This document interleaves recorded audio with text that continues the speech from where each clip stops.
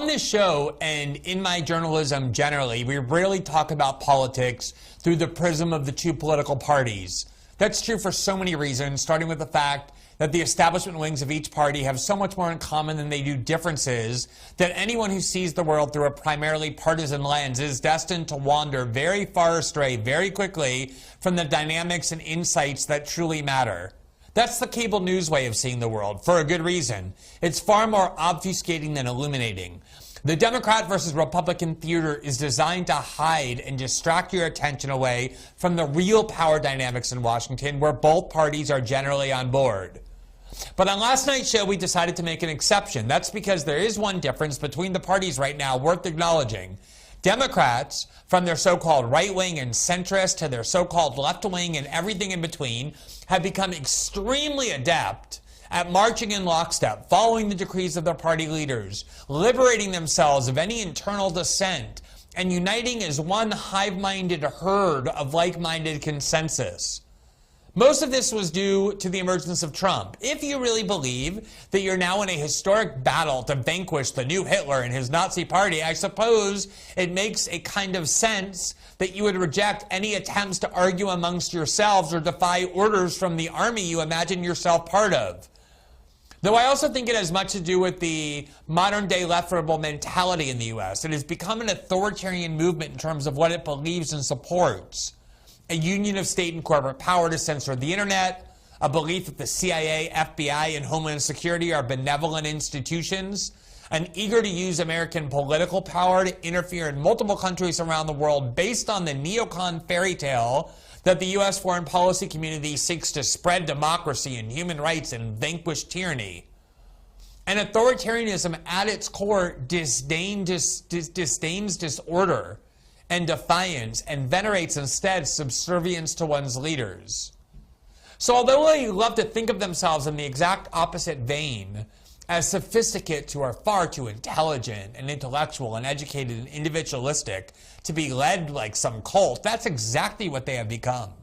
Democratic politicians, including those who branded themselves anti-establishment left-wing radicals and dissidents, not only do what they're told with remarkably unyielding obedience, but they seem to take pride in this fact, as if it's an accomplishment to be celebrated. They're proud of their subservience and of their relinquishment and submission of any individual thoughts at the altar of the will of their leaders. The Democratic Party is a well-oiled machine whose primary characteristic is that its members think exactly alike and do what and think what they're told.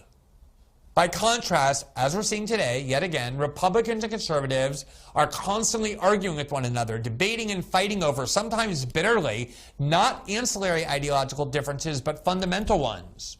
Their standard bearer in the last two presidential elections, Donald Trump, after all, became their nominee by vehemently denouncing the establishment wings of both parties, but especially his own.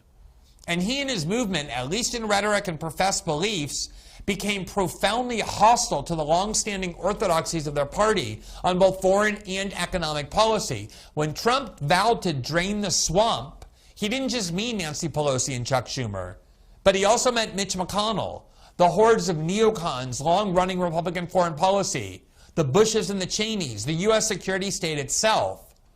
And they knew that those institutions did, which is why they became so strongly opposed to Trump and so determined to subvert his campaign and then his presidency. So given that theme of last night's show, we owe real thanks to House Democrats and, for that matter, to House Republicans for so vividly illustrating that core truth of this perspective we advanced last night. As we suggested, House Republican leader Kevin McCarthy failed today on 3 separate ballots to get the 218 votes needed to become House Speaker.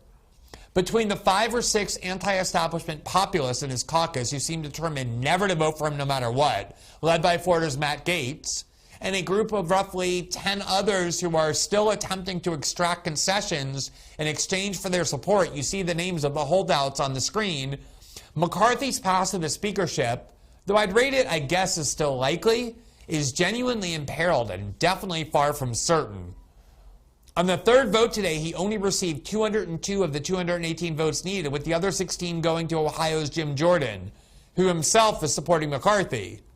Again, there you see the holdouts of the names of the holdouts. Now, Whatever you think of their incentives and arguments, what these holdout Republican House members are doing is called politics.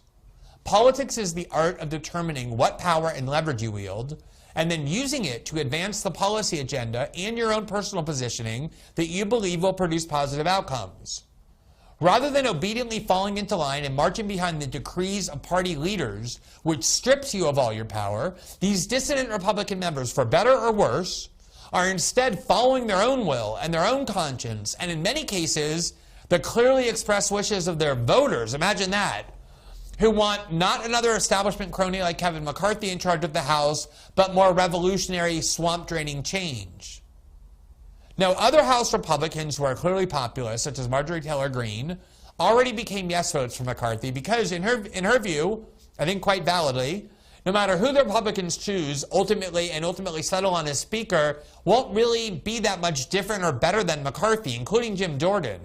And that's really not worth fighting over in her view, especially since McCarthy gave Greene what she really wanted: the recognition that as one of the most trusted and respected representatives of MAGA and anti-establishment right-wing populist voters, she deserves the committee assignments she wants, particularly those that would empower her to lead probing and aggressive investigations that so far have been hidden or ignored by the Democratic Party and their corporate media allies. So her argument is, let's get on with that, the stuff that actually matters.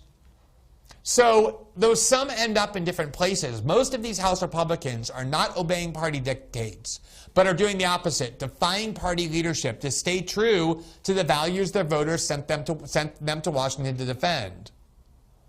But amazingly, when House Democrats look at all of this, they do not see an impressive display of independence or of will or defiance of party leadership. What they see, seemingly all of them, including the vaunted squad who got elected by promising to aggressively challenge and subvert Democratic Party leadership, what they look at and see is an embarrassing mess, some disorderly refusal to submit to authority, and a kind of distasteful and gauche failure to snap into line and march in lockstep behind party bosses as they so willingly and successfully do. House Democrats spent the day today openly mocking Republicans for what they apparently regard as their shameful internal divisions. One of the most embarrassing displays came, unsurprisingly, from New York Democrat and squad member Jamal Bowman. On his Twitter feed, he posed self-consciously with other members of the far more orderly and obedient Democratic caucus as they all sat and grinned in apparent pride over how they, unlike these conservative ruffians, did what they were told to do without making any fuss when choosing their leader. Bowman proudly exclaimed, quote, "Kevin McCarthy doesn't have the votes. We're in a good mood." Why? At some point, the House Republicans will use their slim majority to elect a Republican, not a Democrat, who ends up as Speaker. Do Americans really care? Will they even remember by next week, if they take note at all, that it took a few ballots or a couple days for the House Republicans to decide on the Speaker? The reason Bowman is grinning with such pride seems very obvious at this point. Like all authoritarians, he and his Democratic colleagues venerate order and subservience to leaders as the highest value. To him, watching a couple of dozen Congress members wrangle for power and leverage is a source of shame, because it is the result of what he regards as an irreverent and insubordinate refusal to snap into line on command, an attribute he evidently regards as noble. And the reason I know that he thinks this way isn't just because of this clean grin he donned today. It's because the politics of himself and his fellow squad members, which they practice, is driven by little other than subservience to party leaders and obsequiously falling into line behind those leaders, even when doing so is a complete negation of everything they claim to believe in. Maybe you missed it because it happened so quickly.